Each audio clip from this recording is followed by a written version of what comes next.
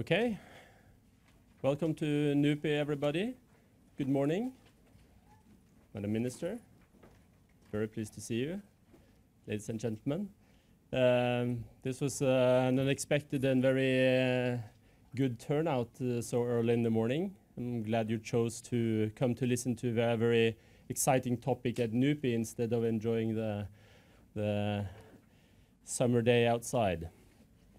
My name is Åsmund Velsin. I'm the Communications Director at NUPI and will be the chair for this session. Today's seminar we have called Fisheries Resource Management in Tomorrow's Indonesia. And this is a very important and interesting topic. In my view, Indonesia has received less attention than it deserves in Norway. Indonesia is a very large, very populated country with an enormous coastline. We like to think that Norway has a very big coastline as well, but it's nothing compared to Indonesia. Fisheries plays a very important role in Indonesia. The ocean is what binds Indonesia together. And that's true for Norway as well. And in this respect, Norway and Indonesia has strengthened its cooperation over the last few years. We have a bilateral relationship. It's getting stronger.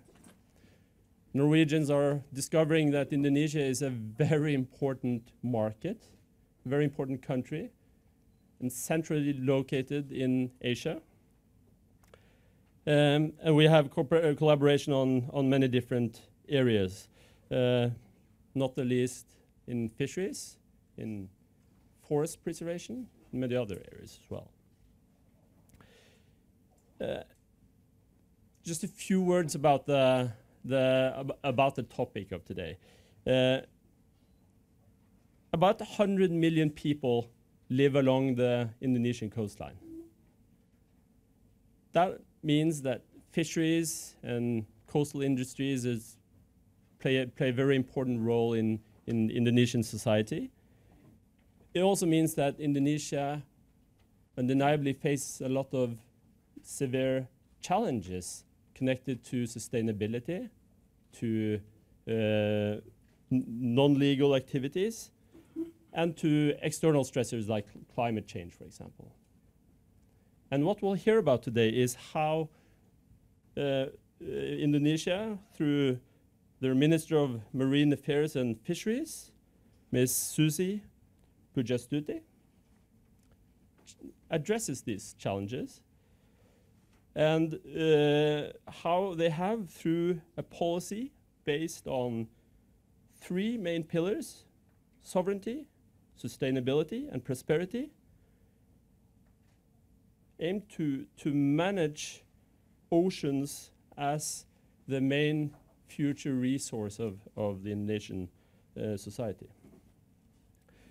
Now, before we give the word to Minister Pudjiastuti, we're also so lucky to hear from Policy Director at the Ministry of Trade, Industry and Fisheries in Norway, Gunnar Stølsvik, who will say a few words about how Norway and Indonesia collaborate on in the battle against the fisheries-related crimes. And on a practical note, restrooms are through the door and to your left. This event will be streamed for anyone everywhere in the world to see. And there will be time for questions after the presentations. We aim to finish at the latest at 10 o'clock. Thank you. And Gunnar, the word is yours. Thank you very much. And I'm very happy to be invited to speak here at this important event. And so thank you very much, ladies and gentlemen, and your excellencies. I'm going to talk about what kind of cooperation we have between Indonesia and Norway. And my area of competence is particularly on what we call transnational organized crime in the global fishing industry. We call it fisheries crime. And we believe that this is an important part of being able to build a sustainable blue economy in a country, because it goes into the pillar of sovereignty and to protect your sovereign rights, the fisheries resources of your own country. But it also goes into the governance issues, which is important to be able to build a strong and resilient blue economy. So this is actually a picture from Vienna. That's from 2017, when Susi Pudjiastuti and also the Norwegian Minister of Fisheries was the host, together with UNODC and several other agencies, of what is called the Fish Crime Symposium. It's a yearly event. Before that, it was in Yogyakarta in Indonesia, which was a highly successful event. And so I think this illustrates how Norway and Indonesia on a political level is working together towards combating transnational organized fisheries crime, not only in our own countries, but also worldwide. And I think that is a very interesting and important part of my presentation, is basically to show how we are working and pulling in the same direction. Beside them, we also have the Minister of Fisheries from Ecuador, also from South Africa, and I believe it's the Vice Minister of Fisheries from Thailand to the right, and also the Secretary General of the Nordic Council of Ministers. But I will come back to these issues because especially Indonesia, Norway, and the Nordic countries is now pulling in the same direction. So, just to start with the basis of the type of cooperation that we have now on fisheries crime. This is maybe a bit boring slide this early in the morning, but this is basically the joint statement by the Norwegian and Indonesian fisheries minister from 2015. Now, the cooperation on these issues stretches before 2015, but this was the first, what should I say, a political statement on the cooperation.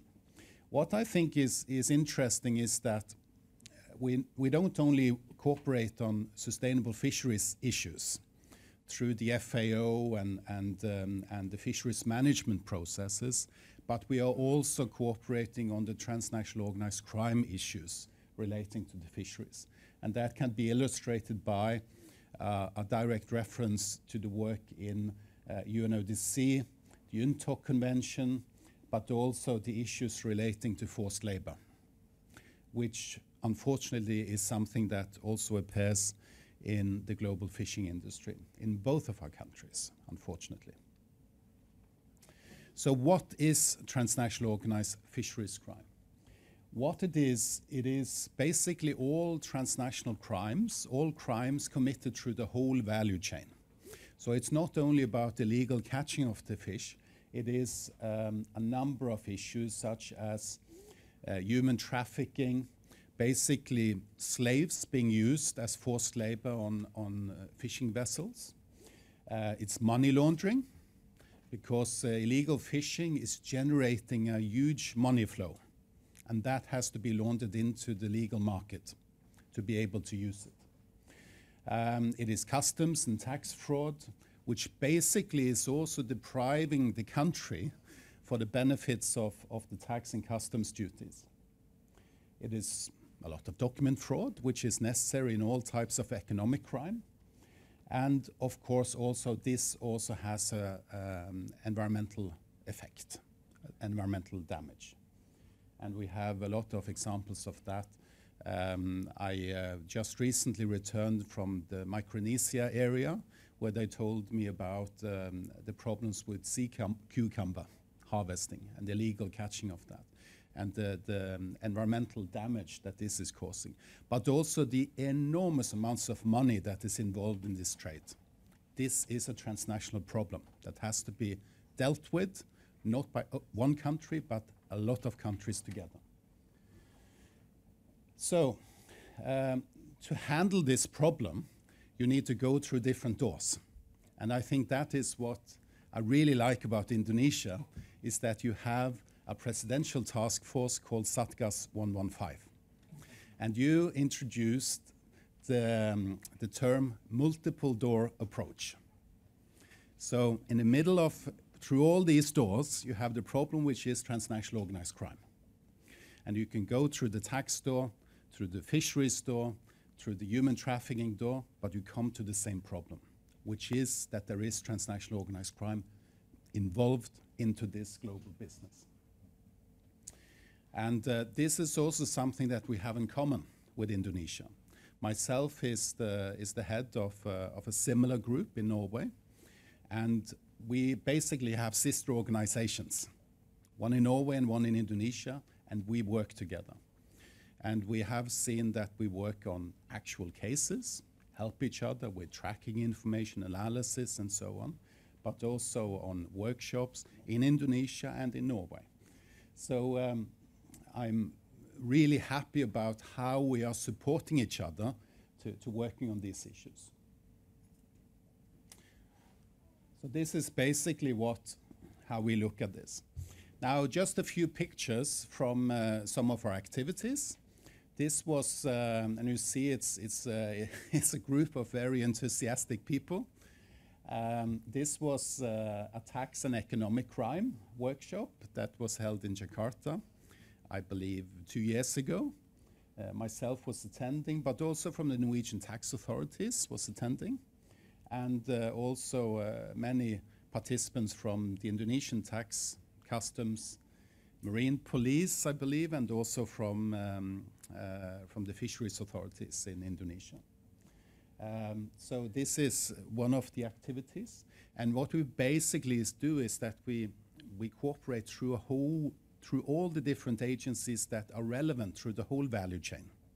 So it's not enough to just cooperate with the fisheries authorities, because the problem is so complex, as transnational organized crime is, that you need to cooperate with all the agencies through the whole value chain. And that is why tax authorities are extremely important, because this is all about money. It's not, people are not fishing illegally because they love to fish. It's because they love money. That's the reality.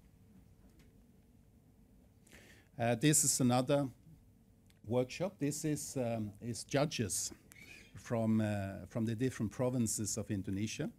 That's just before Christmas. And I was invited to tell about how we view these issues.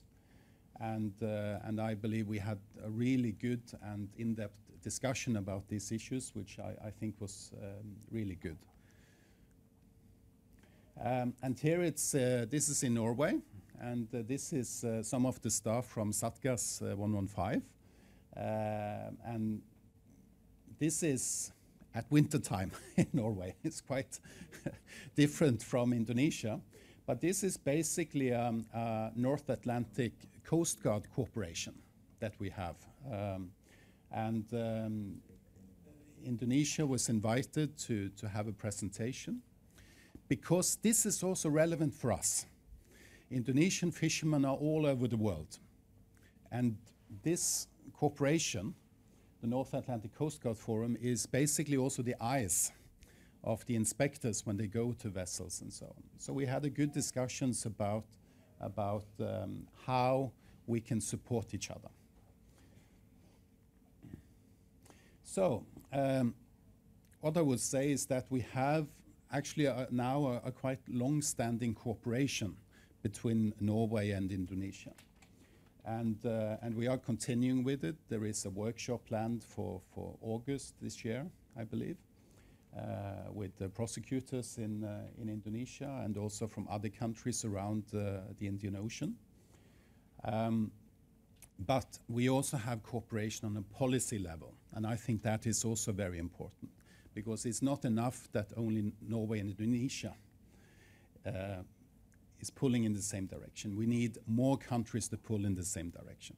Because if we are going to handle transnational organized crime, whether it's in the fishing industry or somewhere else, you need international cooperation. So I believe one of the successes that we have here from Norway, but I believe that also the cooperation with Indonesia is a very, very important part of this, is what we managed last year. It was an initiative by the Norwegian Minister of Fisheries through the Nordic Council of Ministers. So we basically got all the Nordic countries on board. It's Denmark, Sweden, Finland, Iceland, I've forgotten Åland, a small group of islands in the autonomous area, Faroe Islands, Greenland, important countries in the fisheries context.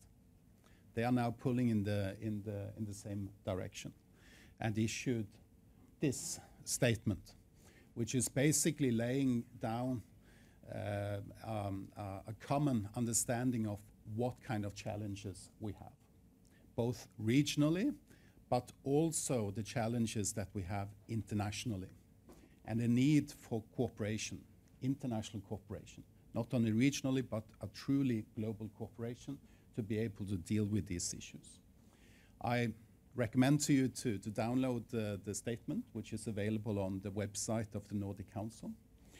And a part of the operationalization of this statement was also that the Nordic Council got on board, together with Norway and Indonesia, to arrange the Fish Crime Symposium in Vienna, in the UN complex in Vienna last year, in partnership with the United Nations Office on Drugs and Crime. And this is, of course, illustrated for those Norwegians here. Recognize this person, which is the former health minister of Norway, the one that invented the non-smoking policy in public, in restaurants and so on. But he is the General Secretary of the Nordic Council of Ministers. So he's, at this meeting, was representing all the Nordic countries. But, and this symposium, I believe, is an important part of the policy building. This is from the website of this year's symposium. And Erna Solberg, our Prime Minister, she have a quote. And basically what she's saying is that we have seen the rise of a global movement against transnational organized crime in the fishing industry, with more and more states supporting the cause. And I think that summarizes what is the goal of this event from we started, because we need more countries on board, and we need high-level commitment, and to understand that this is an important component also to be able to reach the SDG goals. Not only goal 14, which is about life underwater, but it stretches more far than that, also on organized crime issues, on poverty, and building a sustainable economy. It's a cross-cutting issue for those countries that are dependent and have rich natural resources. Just as an example, I was in Palau just a few weeks ago. This small country with 17,000 people have an economical zone as big as France. It's enormous. They have enormous resources. This is important for countries with such big resources to be able to use those resources without the involvement of transnational organized crime groups that are basically stealing the resources. This is important. And that is what we are trying to achieve through this high-level meeting. And this meeting will be in Copenhagen this year. It's in cooperation with a number of international organizations, Interpol, UNODC, but also new for this year is UNDP. It's Nordic country of UNDP that has its headquarters in this building, which is the UN City building in Copenhagen. And they also are on board on this issue, because there is an important governance issue in all of this problem. In addition, we have, of course, Indonesia, we have the Nordic Council of Ministers, Sweden, the Faroe Islands, and the North Atlantic Fisheries Intelligence Group, which is basically a group of experts. It's headed by the tax authority in Norway. They were the one that took the initiative. And I think that also illustrates how we are thinking through that whole value chain. This is how you have to think if you're going to combat transnational organized crime. And also the research network on fisheries crime called Pescadores. And of course my own ministry. I almost forgot that. So what is this committed global community? This is some of them. This is high-level people. We have Susi Pudjiastuti that have supported this cause, I believe, from the beginning when you took office. We're very, very grateful about that. And we have the Norwegian political leadership, but we also, through this political statement, through the Nordic Council, we also bring on board high-level support from all the Nordic countries. And I believe that this is an important part of what we are building on a policy level for these issues. I would, just before I close, just to do some advertisement for participation at the symposium. It's basically a whole week of activities on fisheries crime. Not all of it is open for the general public, but it is particularly the Monday and Tuesday, which is the symposium which is open for the public. But I think it's interesting to know that there are activities also for law enforcement people, which would be the rest of the week. And that is basically through the Interpol Fisheries Crime Working Group. But if we focus on the 2 first days, so there is going to be a symposium, which is basically to bring up all the good ideas and experiences on combating transnational organized crime in the fishing industry. We expect political participation, and also before lunch there will also be a session for those countries that identify themselves as large ocean nations. Norway identify us as that. Our EEC is 7 times bigger than the mainland of Norway. So we have huge interest in what's happening at sea. I believe Indonesia in the same situation, and a number of other countries. It's a more positive way as looking at small island states, saying that let's focus on what you have of resources, of what area, what sea area do you have control or have access to. So I think this is quite interesting. This is also very heavily supported by the Nordic Council, which most countries in the Nordic Council is identifying themselves as large ocean nations. So I believe that this is also something that we will continue to cooperate on in the future. And I hope to see as many of you in Copenhagen as possible. So by this, I will close my presentation, and I'm looking forward to hear the presentation of Susi. Thank you.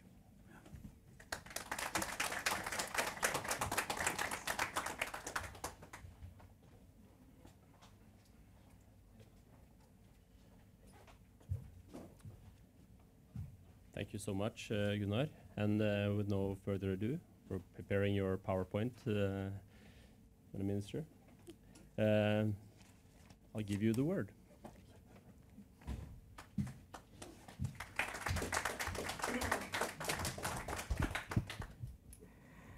Thank you very much for the opportunity. Distinguished ladies and gentlemen, so Gunnar, Ambassador Indonesia to Norway, all the ambassadors that's represented today in this occasion. So the chair and Gunnar, I think, is already giving quite a bit overview on what Indonesia is. We have the second largest coastal line in the world, and we had 17,000 islands, so it's very huge. But in the last 2 decades, I would say we did not benefit the resource of the big oceans we have to our wealth and to our economic growth. Why was that happen? We had, first, of course, Indonesia did not look that much into the big oceans. We had been busy trying to develop our country on base of agriculture. We dream our country that's independence in 1945 on land development, most into the agriculture. So we did not see our ocean as a big part of us. While the fact we have 71% oceans.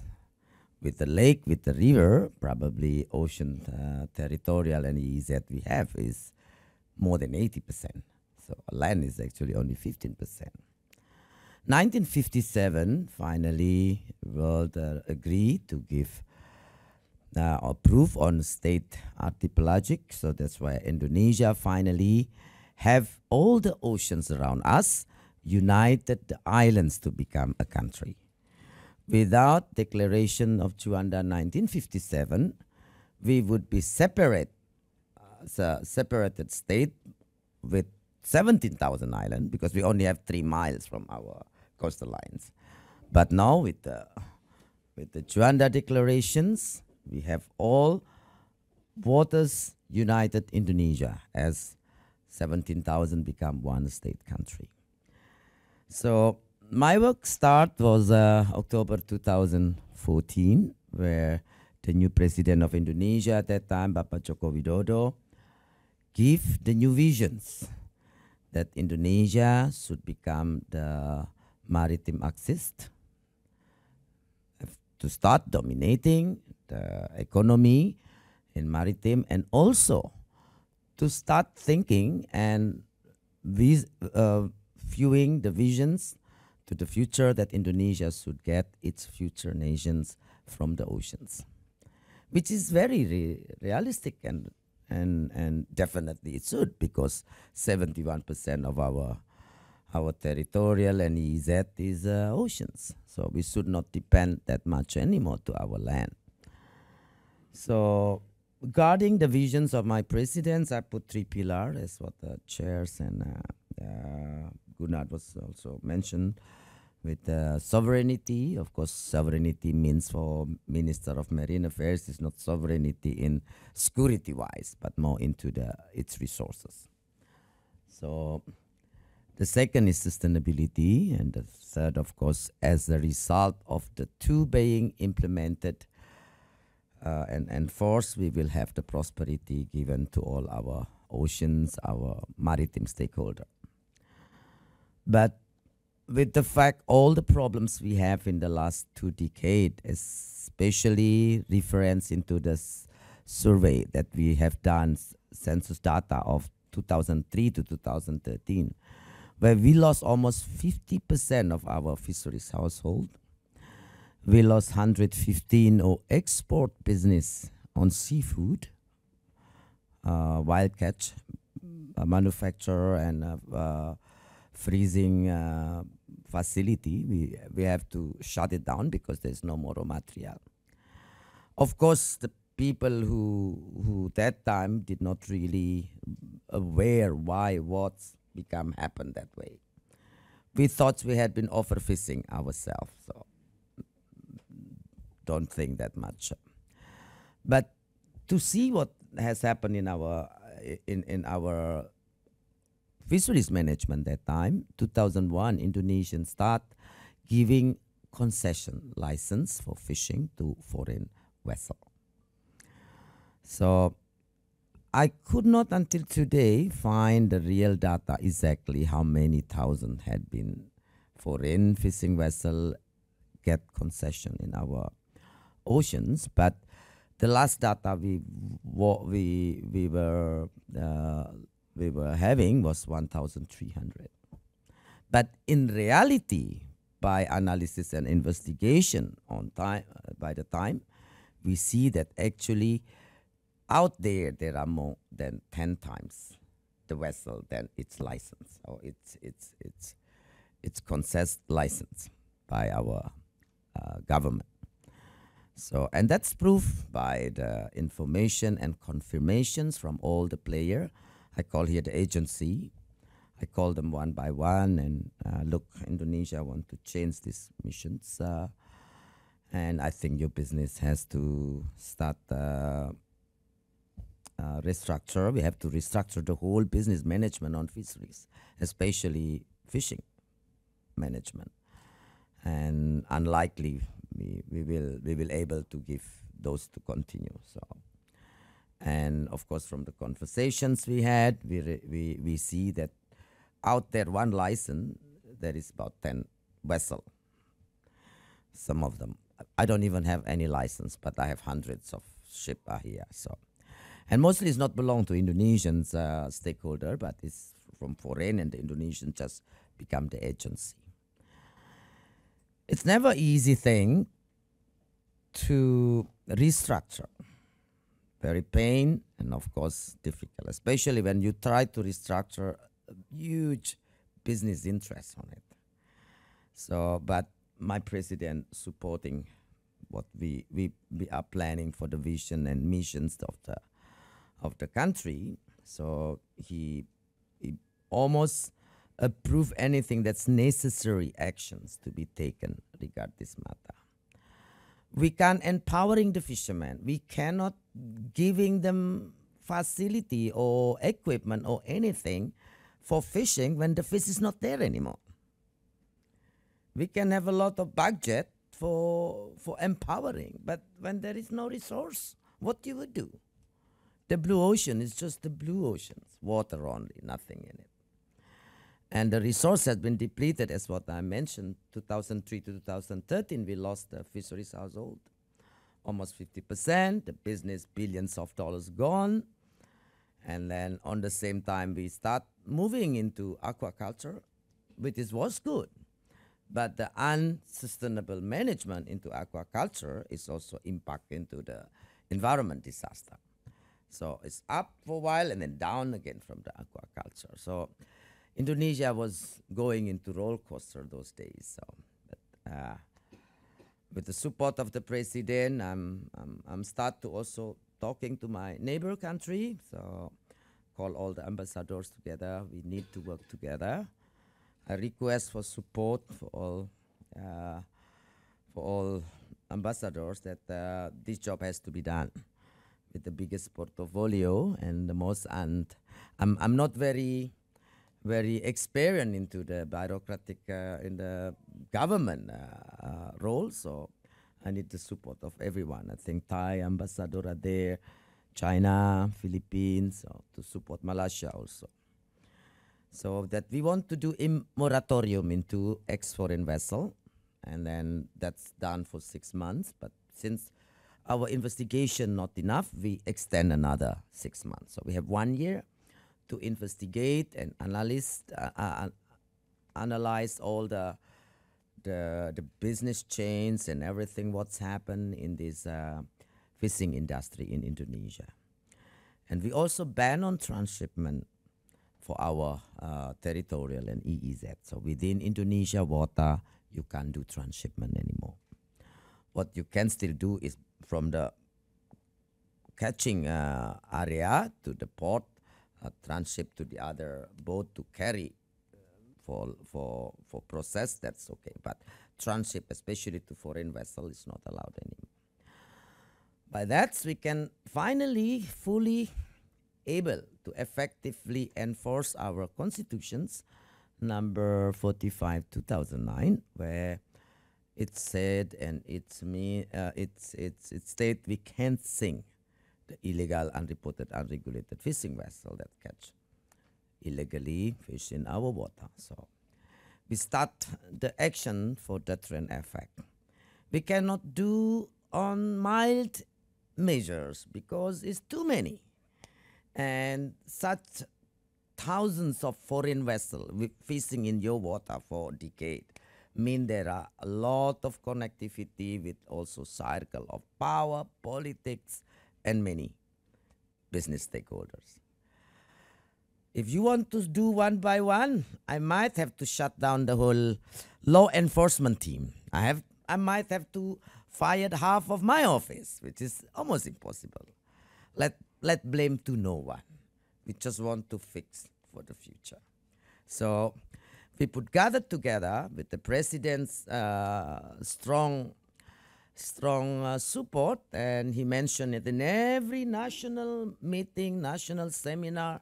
We want this to be done, to continue and to be able to implement and to effectively run the program towards Indonesia as a maritime axis and towards Indonesia to be able to have its future from its natural resources in the ocean. So it just take the ownership. So in the last 3 years, the theme of sinking vessel is become a national, how you call it, euphoria or whatever. So in one hand, it's a kind of a bully in the media, social, but it's also a good thing to wake up everybody. Hey, you don't do this, she's gonna sink you. You're gonna do this, it's something, but actually it's a very serious work that we are doing. And its result with the deterrent effort action we had is economy is start moving. The research analysis we had with Santa Barbara University 2016, an example, we have the increase of biomass, incredible. And that's also proven by the stock of our fish that's increased incredibly every year. And the last 2016 is already 12.5 million tons. And we knew from several studies, many parts of the world, the biomass is decreased 3 times faster than it should. And we are learning that our ocean is much more nutrients, much more rich, much more, and it's bringing the possibility of business. We only calculate a few type of a fish because that's the only fish that we have record for quiet years. And that's reflect into our stock that we calculate in all our regional the increase of the MSY. This is the stock that is able to be harvested sustainably. So the last numbers we haven't had yet, but it's approximate almost 13 million tons more. In the same time, this stock up, our export is also increased. But the most, for us, we feel very good is that all done by local, by Indonesian fishing vessel only. So the growth is only for Indonesian fishing vessel. After the moratorium finished, the president issued number 44 regulations, which is putting foreign fishing vessel, basically fishing industry, into negative list on foreign investment. But on the same time, we substitute foreign can invest 100% in processing plant, where before they only can invest minority. So we give stake 100%. If you want to buy, process your product, we will give you 100% ownership. But for fishing, we stop it, and we only allowed Indonesian investment, Indonesian vessel, Indonesian fishermen. And yes, numbers are coming up more convincing. The purchase power index from our fishermen, which is stuck in 104, 102 before, now is into 110. In several areas, even 111, 112. But in average, national is 109, 110. Increase almost 10%.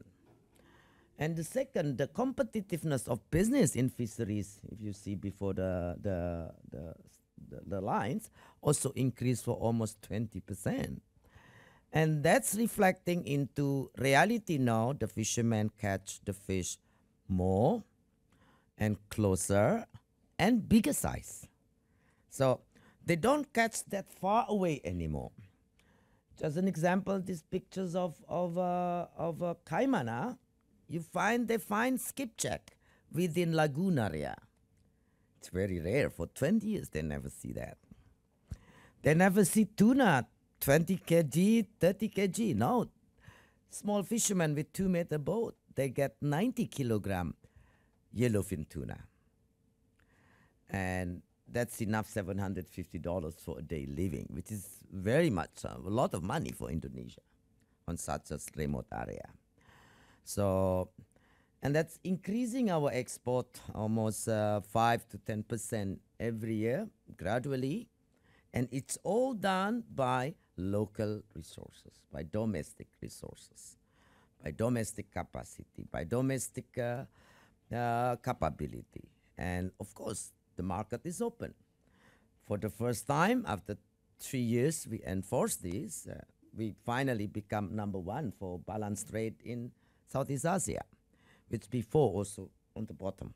So you can see here the numbers. And also the last economy report of this year, we are, fisheries become the only commodity that's supporting the surplus into our balanced trade, where other commodity are deficit. Fisheries has become the only one that's surplus.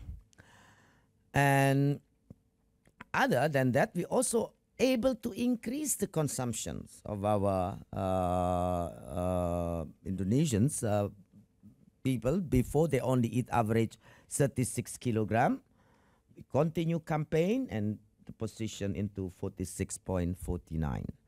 While we also pressing our import down almost 70%. So the catch increase, the import down, the consumption increase, the export increase. I think those numbers are the one you just need on economic growth. While on the same time, also fisheries price become the only one who contribute into deflations. Where any other commodity inflate the economy, fisheries is the only one deflate. Why? Because the price domestically down. But with the global situation, economy, the dollar's up, export means good. So I hope this is not just accidentally, but it is because we are doing the right policy. And within 3 years, that number seems to be consistent. And I think that's what we had gained from our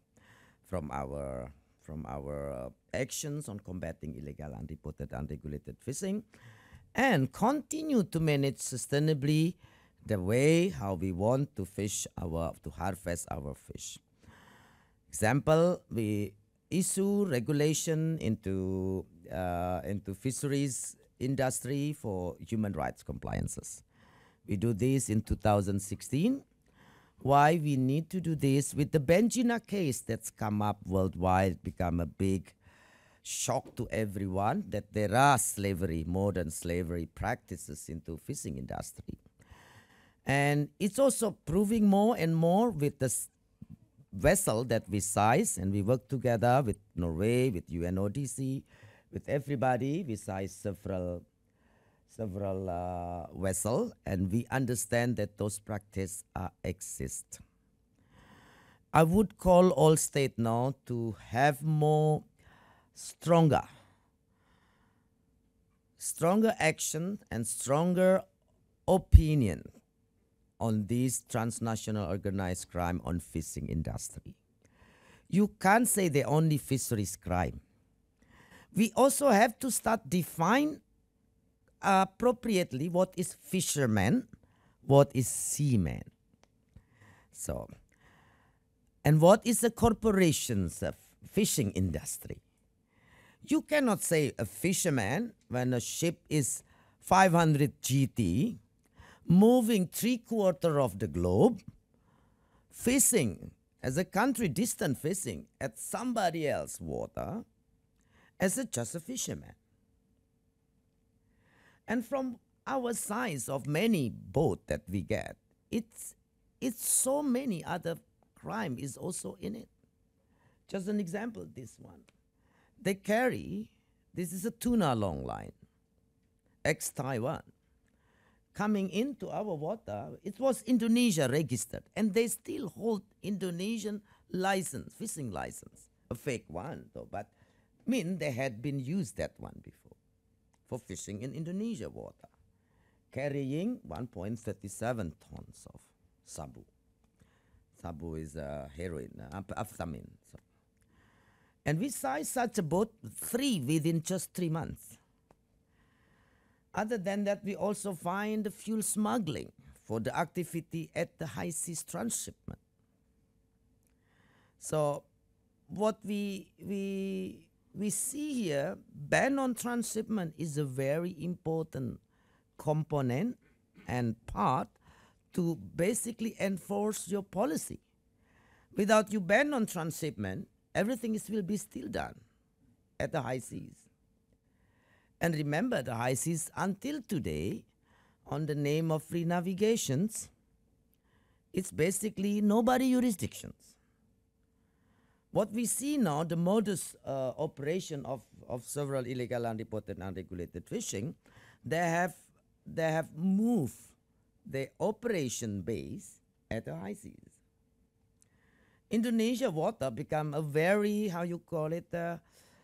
threatened for those illegal, unreported, unregulated fishing vessels. So what they do, they are now using the link, the affiliated vessel of Indonesian flag vessel to catch, to do all the logistic and brought it out over the high seas. And there the collector ship are waiting. And the last we got one big vessel, STS-50. They have 8 flag. So Viking, the one before, 25 flag. So almost every single kind of this operation vessel, they have several flag. The STS-50 was with 10 Russian crew and 20 Indonesian seamen. I think what Mr. Gunnar means with the Indonesian fishers are the Indonesian seamen. Many of these Indonesian seamen being on board on such fishing boat is as a victim of human trafficking. And many of them, they're living on board for years, 2 years, without ever any opportunity to land anywhere. They're only anchoring around the port or even at the high seas. They transfer from one boat to another. If they would have their break or their rest, it would be at shore, not at the port, because they don't have documents, no documentations, nothing.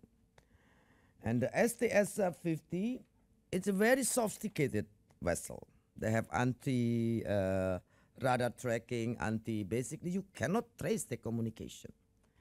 The ship is really well equipped as a military ship, I think, because it's incredible the way they operate right now. And we work together, of course, with the authority from Korea and Indonesia, because they had been one of the operator Russian that's live in South Korea. And we worked together to trace, to continue. And this boat had been free, able to escape from China port, Dalian, and then also from Togo.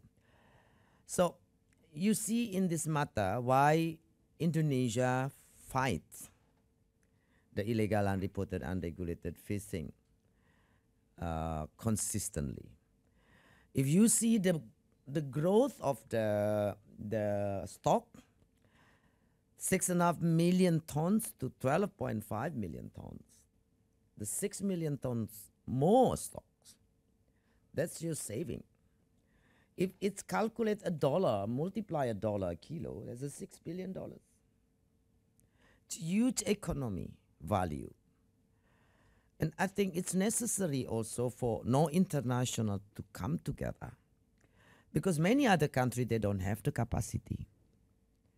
They don't have the ability to patrolling, to control their water. An example, Palau, with 20,000 people and EEZ as big as France, maybe France to France. But the France in the whole France, I think they are number one for EEZ, so it's quite huge. And so far, they basically cannot utilize their resources, and country distant fishing come and take all of it. Now, one of the problem is many that's not really, I think, seen by a lot of country, that the way IUUF practice is they will put in legal procedure one vessel, but they will have 20 other or maybe 10 other out there at the high seas, the same color, the same name, the same number, the same size of vessel, the duplicate vessel. So, and they can mirroring with the technology. Remember one of the track on the satellite, we see the boat is at the southern sea, but actually they're still in our water, because they make the mirroring on the ice. So they do anything that can be unseen and invisible.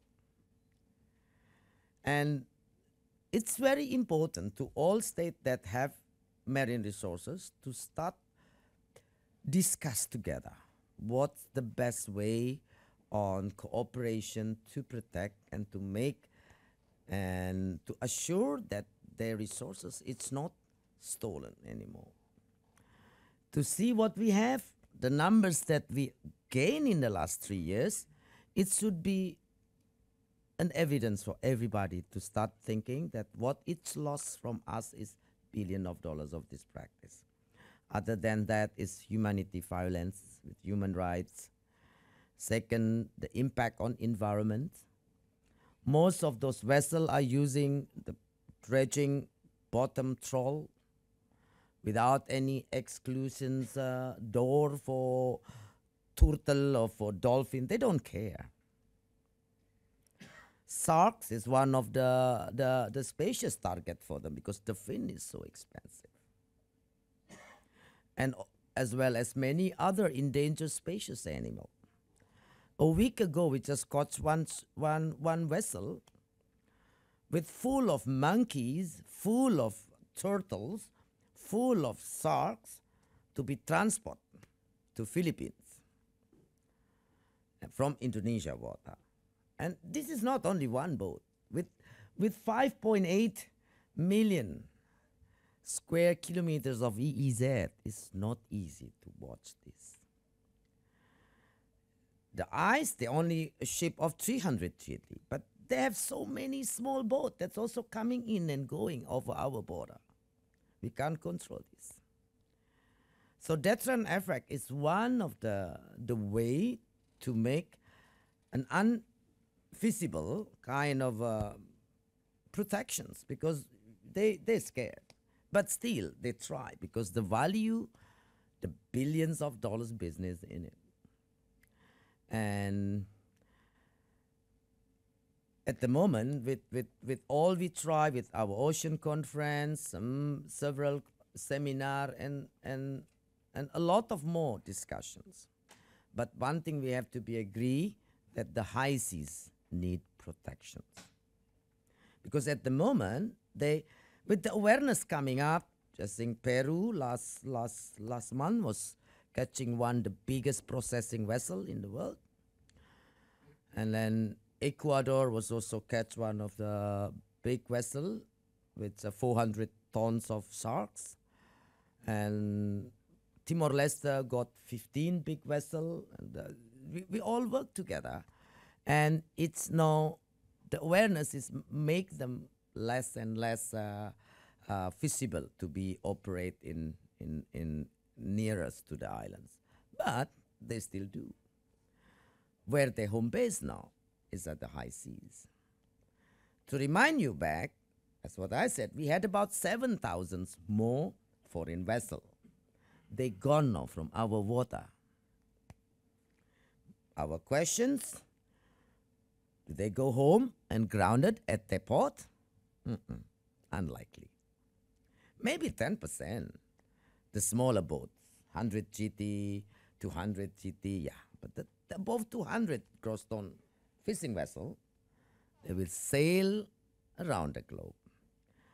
We see some of them already in Pacific, South America, in Bering Sea.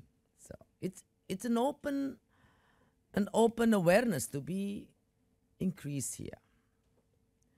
Don't say, I don't have problem in my water. But there are many states that say that. What we see from what we had experienced on investigation, they also know restructuring their organization better. We see it more international cooperation. We see more nationality on crewing the ship that they do. We didn't so far aware that Russia is in it, but now we see the Russian crew are also in many ships. And they also camouflage with anything. Example, your water is not allowed foreign flag. They will buy the domestic ship with the local people, and they will operate with the same manner. And they're not going to report their catch. They're not going to follow your regulations, because it's good money to be unregulated and unreported. Stakes evasions and everything. We had worked a lot trying our best, but still it's also not easy to convince the bureaucrat to work on this, because it is not easy. The second, the money that's involved is also so big. So they grab every single possibility to be caught in any manners. So I think this is what I could share. So it's time to gather the world to have a plan on action with the high seas. We talk climate change, you talk about fear on deforestation. Forest is only, if the whole world have forests, it's only 29% of the whole planet. 71% is oceans. So the threat in the ocean, if it is 10%, it's still bigger than the threat of the land. So you can't deny that ocean is an important component of climate change. And what happened at oceans right now is like a forest. Dark. Not everybody sees it. You stricken the patrolling and the monitoring at your EEZ, they move to the high seas. Why? Because high seas is a free zone. It's kind of duty-free to do anything, any crimes. And we should not forget, high seas is 61% of that 71% of our planet. We should not allowing it to be uncontrolled and become the free zone. To start with, I will continue to promote the ocean rights. If us, a part of this world, have human rights, why don't we entitle oceans also a human right kind? So it's an ocean rights. By having its rights, everybody will be compliant and obliged to protect the oceans. The ocean is us. We need the oceans for the future, economy, and for also food security. The cheapest protein diet resource is oceans. Yes, Norway is one of the countries that you can learn how effective and profitable is aquaculture. But to go to the level of Norway, we have to learn and need a big investment. And in developed country like us who's still learning, sometimes the growth of the aquaculture is bring impact a lot to the environment. Especially in the tropic area, most of the coastal aquaculture, an example, will remove a lot of mangrove. So that's another threat to climate change. That's another threat of also seafood supply, because mangrove mostly are the nursery ground for the fish, for all the sea creatures. So to see this, it's ocean is very important thing for us. It's economy-wise, it's environment-wise, and also I think when those archipelagic states are living in poverty, they have to move. Then it's another migrant problems will come around the globe. And you don't want that to be happen. Political instability. Example, Indonesia could not live from its resources. We are 250 million. Poverty happened, economy bad. You don't want to have Indonesians immigrants, because numbers 10% is 25 million. Singapore, Korea will be flooded. So it's so important to support the strength, the stability of Indonesia to be in its regions, become one of the motor on trigger on economic growth, politically or economically. We are too big to fail. 250 million, and it's growing 2 to 3% every year still. So I think we are the biggest right now in Southeast Asia for populations. After India, for democratic country, I think we are number 3. So it's huge. We have to be able and live from our resources, especially oceans. And its neighbor has to respect this and support this. So with the cooperation so far we have with Nordic country, and I hope we also will get support from our neighboring country to work together. That's whatever business is interest, we need to start manage the oceans in sustainable manners. Because still the cheapest protein resource, farming cow, cattle, or pig, or whatever, it needs space. That's what we scream right now. We don't have space anymore. And water, also need for all those aquaculture. Reconstruction's nature is it's need very intense capital, very intense technology, and so in my point of view, ocean is very important as one of its natural resources to be kept sustained, to be kept productive for us. And if the productivity is not sustained, it's also will threat to us. So thank you very much.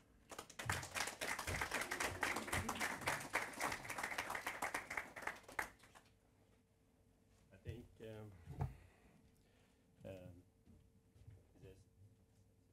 think turned on. Thank you. So I think the minister has to leave in 3 minutes, but we'll have time for 1, maybe 2 questions if they're short and pointed. So while you prepare your questions, I'll pick 2 of you. Let me just say that this was very uplifting and also very clear. You gave very clear evidence on the magnitude and gravity of this challenge, and it's very clear that this is a transnational issue. It has to be solved by international cooperation. It's also very impressive to hear what you have managed to do with policy reforms in Indonesia. So let me have 2 quick questions for you, Madam Minister. Let's start here. If you can stand up and say your name. Of course. I'm Valdemar Kutz, Ambassador of Chile. I wanted to congratulate you, Minister Susi, because you're a true ocean champion. I've known you for many our ocean conferences, and I've seen you in action, and what you showed us today is a proof of that. Indonesia will host the Our Ocean Conference this year in October. Norway will host it next year, also in October 2019. Will you focus again on IUU fishing? Well, that's one question. Second question, what do you think about international treaties such as the Port State Measures Agreement or regional fisheries management organizations? And are you considering having such a large EEZ to have satellite applications in order to combat this flaw? Thank you. The answer direct? Okay. Okay, so the satellite we are using right now is we have our own satellite tracking, but we also work together with Global Fishing Watch. So we share our FMS data. And today I just got the list, the statistic that Indonesia at the moment is number 4 owners of vessel that is at high seas. So because at the moment politically also very strong pressure to relieve the deterrent effect actions. People are very scared and they try to lobby political side to say don't continue that one. And we continue the very tough measures on sinking the boat. Basically is kind the only settlement for illegal poachers. So, and do we will take the IUU as one of the main topic? Yes. Other than marine debris, plastic debris, an example, plastic waste at sea, and also the conservations, IUU fishing is a part of the conservations. Without you handle the IUU fishing, you won't reach the conservation as you wish. Because IUU fishing is also do the destructive fishing. An example, they use poisons, they use dynamite fishing method. Example, they look for sea cucumber, for some type of coral. They do such a destructive fishing. So illegal, unreported, unregulated fishing should be one of the very important topic that we would like to also address, other than plastic and other marine debris. I think it's what I see. It is difficult to try to bring what I have gone experience on dealing with illegal, unreported, unregulated fishing to everyone. I mean, yesterday I was with Carmino Vela, the Commission of European. I did not realize that so much of a crimes in it. And maybe in Europe, it's only about fishing. They go into somebody else's EEZ and catch them. But in ASEAN, an example happened in our coastal, normally what's happened is other than drug smuggling, Indonesia has 5 million drug user, addicted people. We need, if it is a gram a week, we need 5 tons a week. That's big business. So, and the best way to transport for this organization is with fishing vessel, as well as human trafficking, immigrant. Also, there are several, Australia has a big problem with the immigrant before, but with the approach of illegal, unreported, unregulated fishing practice in Indonesia, it's also decreased down the immigrant. And those immigrants are also trafficked people. They pay to be transported. And what we see here is also other smuggling of other product, commodity, from alcohol to textile to anything, undeclared, without the custom declaration and tax evasion. So that's what they do. And on the way back, they bringing the fish, but also the monkey, the turtle, the birds, anything that's more. If they are on the list number 1 in CITES, that's the one they will chase because it's big money. So maybe from Africa is ivory and many other animals. In Indonesia is birds, crocodile, turtle, dolphin. That's become another commodity, live or dead, they are trading. So it is very important, I think, to address. I knew a lot of country did not interested to the topic of IUUF, but I think Chile, Ecuador, us, Pacific country, Africa, also the one that's strong want this topic to be in it, because without that, there's no meaning the conservation. What you conserve, there's nothing anymore left.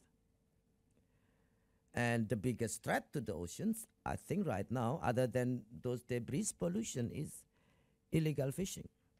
And at the moment, with the awareness coming more, they also use more sophisticated technology. The ship is getting bigger. So the super porciners now around the globe that say that fish are maybe size of 2,000, 3,000 to 5,000 tons. And that's definitely, they gonna pull out in each time at least 200-300 tons fish.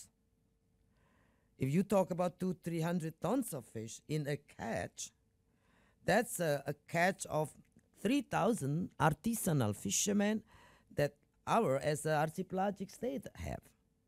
That's the livelihood of 3,000 people in one time they catch. And hundreds of them. So it is very important. I hope you agree to us. I think that's, thank you. It's already answered all your question. I think I look at the watch and we have to end there. Absolutely. Let's give the minister a hand. Thank you.